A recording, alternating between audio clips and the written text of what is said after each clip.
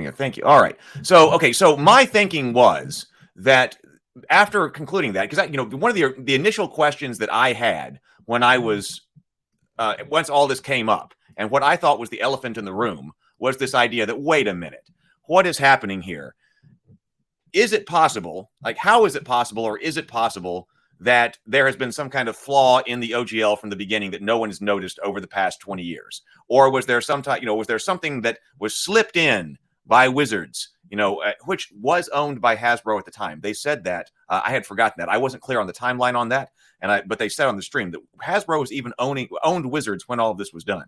Was there some type of super tricky thing that was slipped into the OGL from the very beginning to enable something like this to happen that nobody noticed over the past 20 years? Or was there a flaw that something was not right about it and we just didn't notice by accident? That was the case, and we just didn't notice. And it seems like between all of this stuff that's been going on, because I've been trying to track down, I was putting notes in the Discord server. I guess I should put out the link to the Discord server. I was putting notes in the Discord server on the issues that I thought were the ones that needed to, major issues we were having, which involved revocability, basically, authorization, and perpetuity. And that does seem to make sense, right? If I give you a perpetual license, well, how long do you have that license? In perpetuity. That seems like the answer there. And it seems like some people were saying, that seemed to be implying that the word perpetual seemed to mean something a bit more like indefinite. If I give you, here's a license for an indefinite amount of time. If I'm giving this license to you, in perpetuity, is different from saying I'm giving you this license indefinitely, right? So if I give you this license indefinitely, is that a short time or is that a long time? Well, I don't know. It's indefinite, but it's an indefinite amount of time. But perpetual is much different from something being indefinite. And so it seems like that's been kind of cleared up there.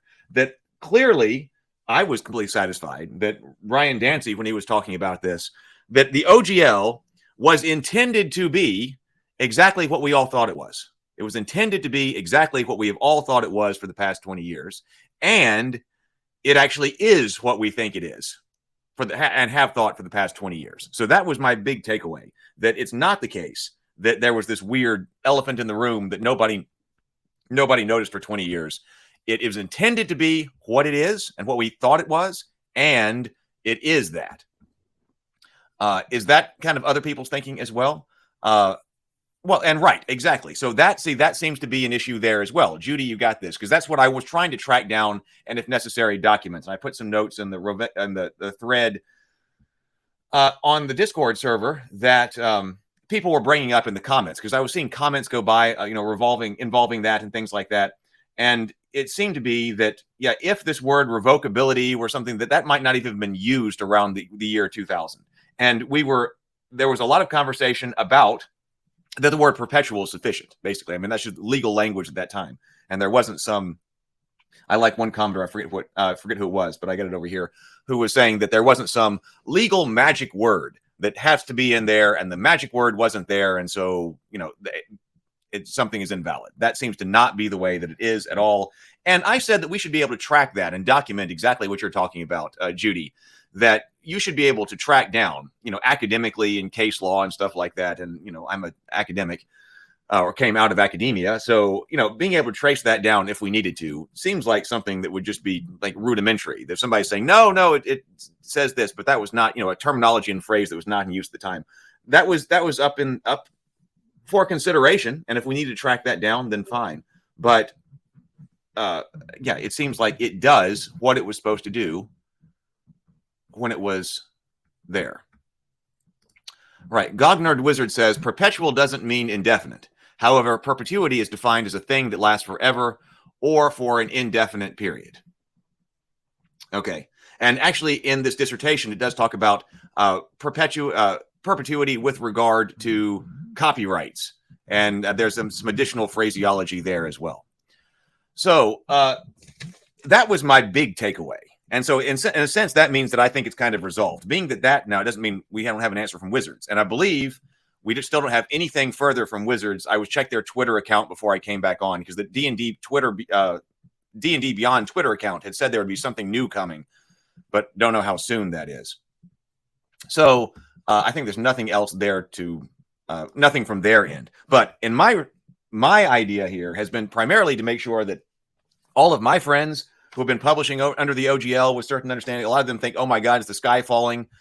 Is there something I didn't understand? That seems to be clear to me, at least in my mind, is resolved that that's not the case. And so I want to be sure, insofar as I have any influence or power, which is not much, but that the OGL 1.0A stands so that everybody can still sell their books, everybody can still publish new books, everybody can do exactly what they were doing, and publish new material and continue to expand the 5e rules and with modules and everything like that, and just keep going exactly like we were doing, regardless of whatever Wizards may choose to do with what they're calling 1 DnD or 6th edition. Now, if that's got different rules, if it's got a new license, new rules as far as the game goes, a new license, whatever, okay, but then we don't have to swap over. But maintaining what we have, I think, is the most important part. And it seems like it would upend so much, being that this you track this down through different types of the open licenses in software. It seems like if this was some major change over here, then that would impact,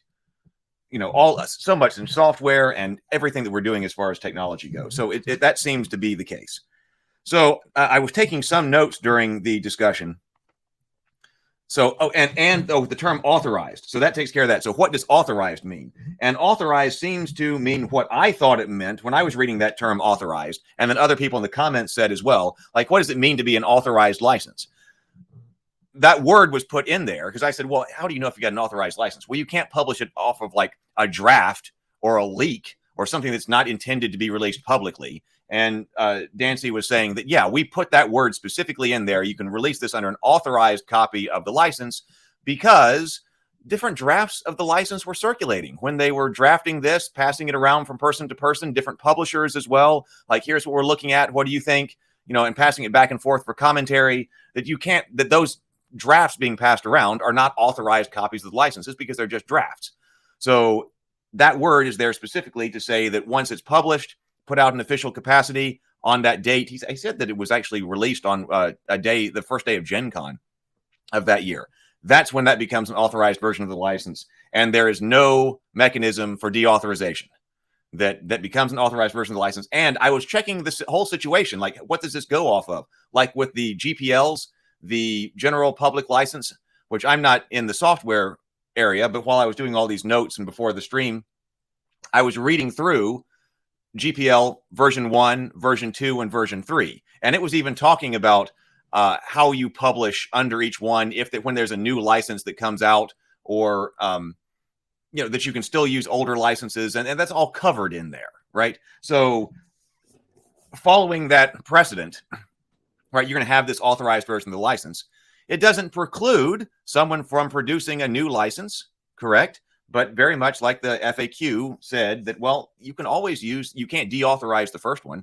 If you're going to do something with a new license, it's got to offer something new to publishers who want that new thing that they didn't get with version 1.0A, right? And so they would change. So that idea of authorization. So that to me personally, that resolves any doubt I had regarding authorization and anything about revocability or something like that.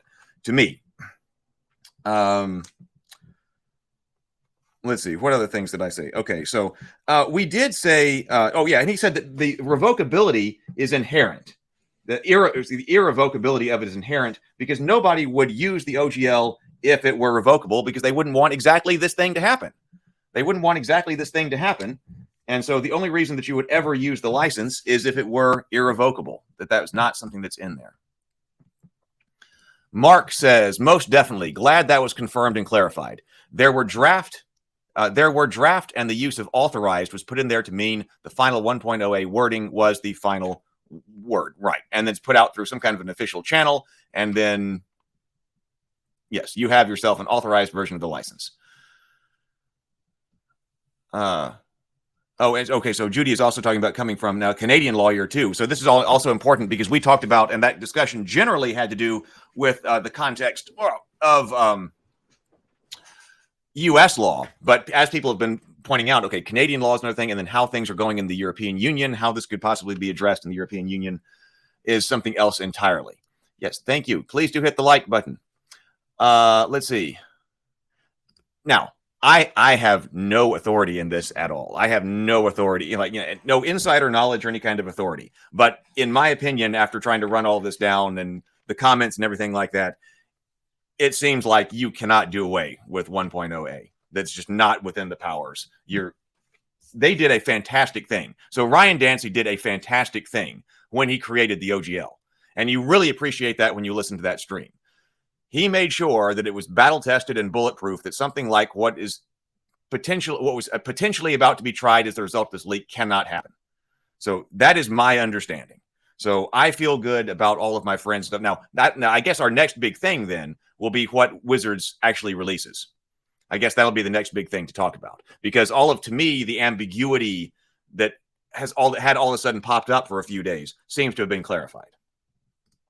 Vision says, seems like a Wizards of the Coast lawyer was looking over that authorized and seemed like they didn't know what they meant when they said authorized. It could be, but that's a whole lot to be looking over, and all of a sudden basing all of that 1.1 nonsense on that. I mean, that was a lot to not understand if that were the case. So the idea that also within the software that the irrevocability of it is inherent, and basing all of these things with the open license. And this doctoral dissertation talks about that as well. Talks about that being inherent in the idea of open licenses. So it's not something that you have to put in there because it's inherent. That was basically what we got there. I thought that was important. So he also addressed the question, because we had looked at on one stream, we had looked at the Creative Commons license, right? Because we said, for instance, Fate, now, because you can use, okay, let's actually start here.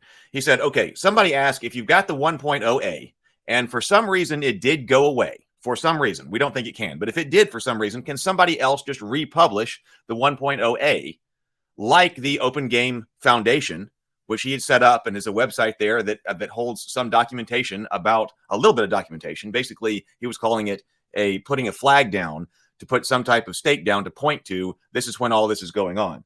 Could somebody else publish the 1.0a and then have that license? And the answer seems to be yes, because then you can just use that license or something very similar to it. But the value of that license comes not in the fact of its inherent value as a good or bad license, but it comes because it's specifically giving you access to the D&D mechanics, right? And that's what makes that so valuable. So yes, other people do create open licenses. I believe that the Cypher uses a different one. We're going to look at Cypher RPG on the Morning Grind one day soon. They have a different license. We were saying that Fate, or Evil Hat with Fate, you can license Fate under the Open Gaming license, because they've just put Fate, the core rulebooks, under the Open Gaming content, so you can use the Open Gaming license, or you can license it using the Creative Commons licenses. And many of us seemed to like that as we were on the live stream, as we were looking at that and kind of reading through what the Creative Commons license was. Now, there are many different versions, which is actually the issue here. So there's a specific Creative Commons license that Fate is licensed under, and seemed pretty good to us. You can use it. You can use it for more stuff, but you just have to give credit and say that this is where this material comes from when you're using it in your own work, and it gives you that verbiage there to put for that credit in there. It seemed like a great license. But Dancey specifically addressed why they did not use the Creative Commons licenses. There is a point of clarification that needs to be made here, because Ryan Dancey put out a tweet on this subject after this interview, which is important to note. Ryan says on Twitter, "I've said recently that we considered and didn't use the Creative Commons licenses during the time the OGL was being created because the Creative Commons license ecosystem increased risks of mislicensing or incorrect licensing. However, those licenses were published after the OGL was drafted. So I must be remembering the argument I made afterwards, not during the drafting period. The CC licenses were available in 2002, and the OGL was released in 2000. When he was saying that, I was surprised that the Creative Commons had been around that long. I didn't know, but that was my first thought as well, that wow, they've been around a lot longer than I thought. But apparently the OGL preceded the Creative Commons licenses. Although the argument that's being made here still may be an important one to consider if you are considering publishing a game under the Creative Commons licenses, even though they have some great licenses. So with that point of clarification made, let's jump back in. which doesn't mean that it's not a good idea for you. If you're writing a game or something like that and you want to put it on the Creative Commons license, because I would definitely think about that, especially as we were looking at the other day, could use the Creative Commons license, or you could use the OGL. But he says that they looked at the Creative Commons licenses, and the Creative Commons has a variety of different licenses, which I did know that. There are a variety of different Creative Commons licenses, some of them that require your material that you make off of the work to also be basically open commons material, other ones that it does not. For instance, like the Fate thing, the Fate license is the one where you can use it, you can remix it, even commercially. You do have to give credit, and then what you create off of it does not also have to become open under the same license. And so that allows you to do something like create the Dresden RPG, because okay, Dresden and stuff you can't make open and whatever else, and you create custom stuff for it, and so you can just end right there and use all the material, and somebody else can go back up to the original file. But Dancey said that the reason he didn't want to use Creative Commons is because it was too fragmented. He said they were fantastic creative. Well, he said that they, as far as the drafting and the language of the Creative Commons stuff goes, all of that is fantastic.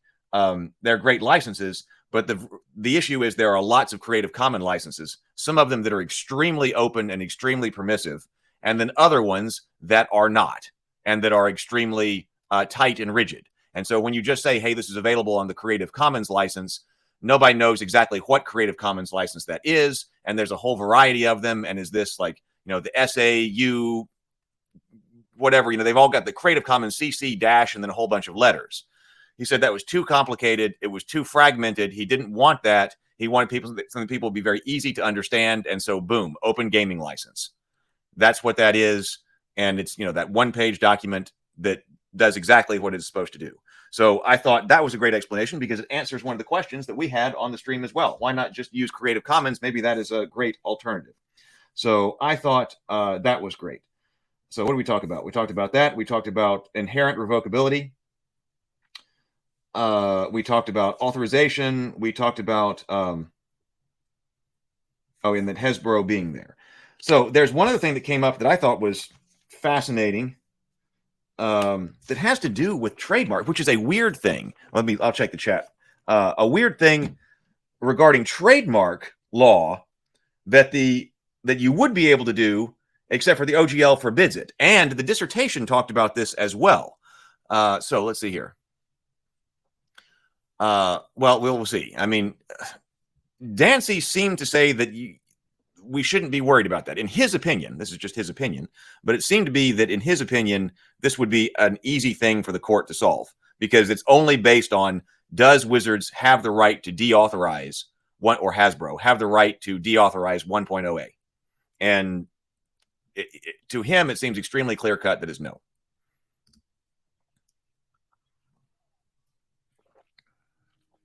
Well, we've talked about that as well, Judy says, because there are different levels to this. There's having to get through litigation, and then whether or not you're right, whether you can get through litigation and all of that financially, and then does the court end up agreeing with you? But if it's this clear cut, I mean, as it seemed after that, yeah. Axiomatic to the existence of the license itself is the language Ryan used. This is Mark Hyde here. Ryan used the OGL 1.A revocability. Right. Yes. He was he's like was the vice president. I forget exactly the title that he said, but it was like vice president at Wizards of the Coast at the time that was like responsible for managing the DnD brand. And so they came up with this idea and he managed it. Yes. And Mark says, or I say, Ryan said he worked with the in-house counsel at Wizards of the Coast, Brian Lewis, to co-author it. He was the one who came up with the legalese. Yes. Thank you for that clarification.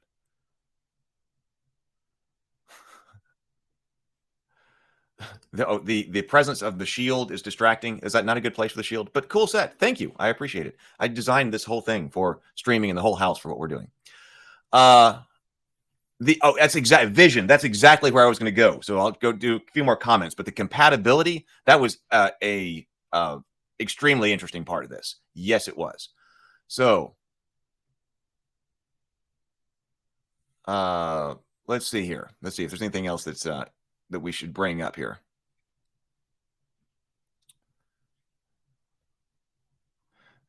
Yeah, unacceptable naughty professor. Did watch the Roll for Combat. Found it very interesting. Okay, so yeah, I believe it was Vision that brought up the next thing that I was like, oh, this is freaking fascinating, which has to do with trademarks.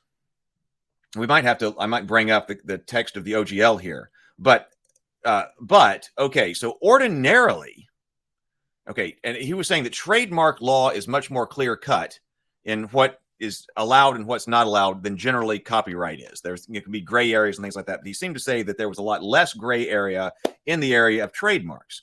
But one of the fascinating things about trademarks is that you are perfectly free to say that your work is compatible with some kind of trademark. That according to trademark law in general, and there's going to be an exception here with the OGL, but according to trademark law, if you make something that is completely compatible with, I don't know, the Apple TV, okay? The Apple TV, he says that according to trademark law, you can definitely advertise your product as being compatible with the Apple TV. Now, he was saying it does actually have to be compatible because otherwise there's something to do with there. But if you actually are compatible, then you can say that you are compatible even with something trademarked. That would mean, and there was also so much more in there about the trademark of mechanics or excuse me, copyright to mechanics and stuff like that. But this was interesting. So there's actually nothing, according to raw trademark, that said if you created a game that's compatible with Dungeons and Dragons, you could put on there compatible with Dungeons and Dragons, that you could use that trademark, you know, to say, not use it, but put on there the trademark on there. I guess you're using it in a certain sense, but you see what I'm saying? To say this game book is compatible with Dungeons and Dragons. That would be allowed. Okay, now why don't we do that? Because obviously we don't. Here's the Ruins of Symbaroum, and it's got this 5e. Now there's no standardized 5e. That's one of the issues here. So we got 5e up here, and then a lot of people will use different symbols. That one's kind of basic. Where'd this one go here? I mean, I guess everybody knows what we're talking about. But for instance, here's Lou's Thrones and Bones, and we've got 5e right there. And of course, a lot of different people, you know, put 5e on there. There's no standardized logo for that.